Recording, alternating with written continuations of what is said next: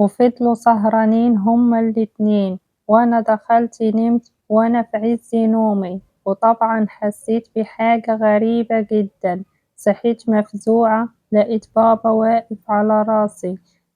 بتحكي صاحبة القصة وبتقول: أنا اسمي أمنية وعمري دلوقتي 27 سنة، متجوزة ومعايا بنت وولد، وأنا ساكنة قريبة من أهلي، بس بسبب مشاغل الحياة فكنت بروح زيارات لأهلي، كانت بتبقى قليلة جدا وغالبا بتبقى في المناسبات بس.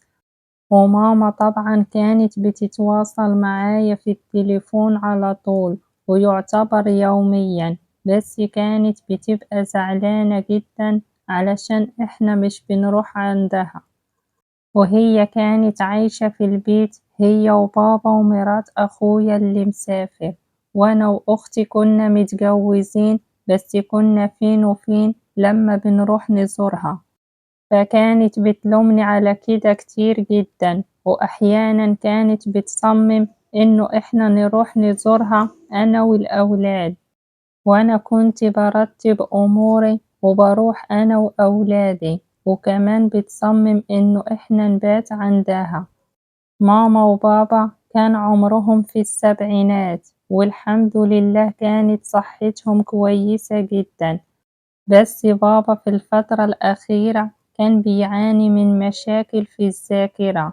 وفي يوم رحت أنا والأولاد عند ماما وإحنا كنا بايتين عندها، وبعد ما أخدنا سهرتنا ودخلنا ننام في أوضة مخصصة للضيوف فيها سرير واحد بس، وبنتي كانت بتنام مع مرات أخويا، وطبعا هي كانت بتحبها جدا، وهم فضلوا سهرانين هما الاتنين، وأنا طبعا دخلت نمت وأنا في عز نومي، وطبعا حسيت بحاجة غريبة جدا، وصحيت مفزوعة لقيت بابا واقف على راسي، وكان كأنه بيدور على حاجة كده في الدولاب عندي في الأوضة. سألته: يا بابا انت عاوز حاجة؟ مالك؟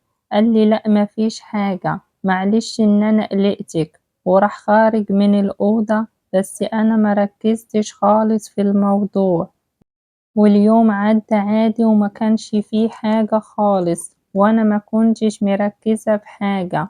وبعدها بفترة تقريبا شهر رحت عند ماما تاني عشان أبات عندها، ونمت في نفس الأوضة، وبعد ما نمت للمرة التانية حسيت بحد إنه هو بيرفع هدومي. صحيت لقيت بابا عندي راسي، وهو ارتبك لما صحيت. قلتله: يا بابا مالك؟ قالي: برضو بدور على نضارتي وكنت سايبها هنا.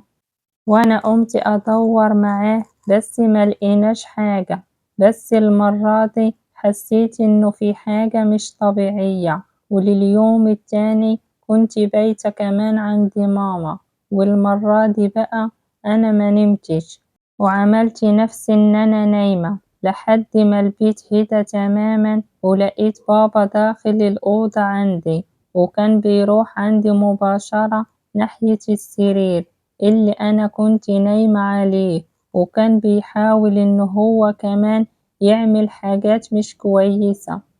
وأنا مسكت إيده قلتله: يا بابا أنت بتعمل إيه؟ أنا بنتك، أنت فيك حاجة؟ أنت بتعمل كل مرة كده. اتخض قوي، وبعدها هو ما كانش عارف يقول إيه وطلع من الأوضة، بس أنا معرفتش أنام باقي الليل، وهو خرج على طول، وأنا بقيت مصدومة ومش عارفة أعمل إيه، مش قادرة إني أفكر. قلت: ده معقول؟ ده بابا إيه اللي هو بيعمله ده وفي السن ده؟ قلبي وجعني قوي وخفت على بنتي، خفت عليها جدا لحسن يعمل فيها حاجة. صحيت الصبح وأنا مش عارفة أعمل إيه، اتصلت بأختي وكلمتها، ولما كلمتها أنا انصدمت من ردة فعلها. اللي حصل معايا حصل معاها، ولما كانت بتبات عندهم قالت لي: ما تكلميش حد، وانت عارفة ان امك تعبانة وعصبية ومش هتستحمل، ولو عرفت ممكن تروح فيها. أنا بقيت مصدومة من اللي بيحصل. قالتلي ده أكيد أبوكي ده مش طبيعي وفي حاجة في دماغه.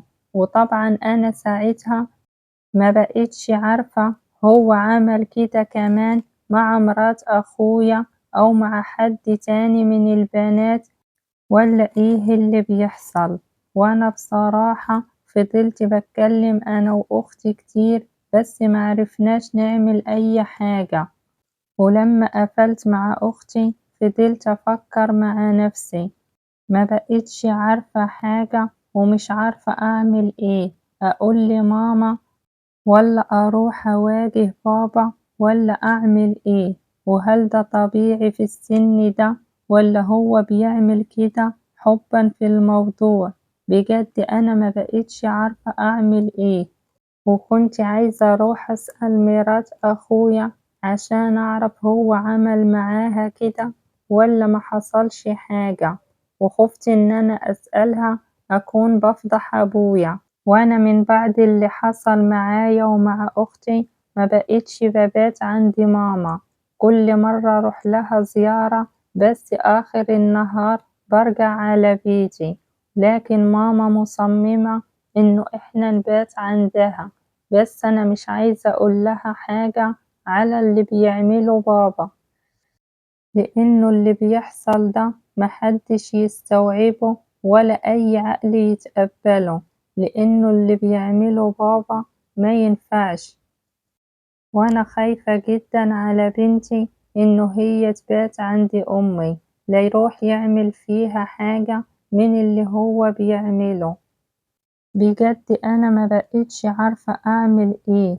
اللي عنده حل للموضوع ده ياريت يقولي في التعليقات، عشان طبعا الموضوع زاد عن حده. وأي حد بيروح يبات عند ماما طبعا بنتفاجئ إنه لما بنبات عند ماما بيحصل الموضوع ده من بابا. فإحنا طبعا مش عايزين نقول لماما عشان خايفين عليها، لأنه هي تعبانة وممكن تروح فيها. فأنا عايزة حل للموضوع ده. ياريت كل اللي يسمع حكايتي يقولي أعمل إيه وأتصرف إزاي مع بابا.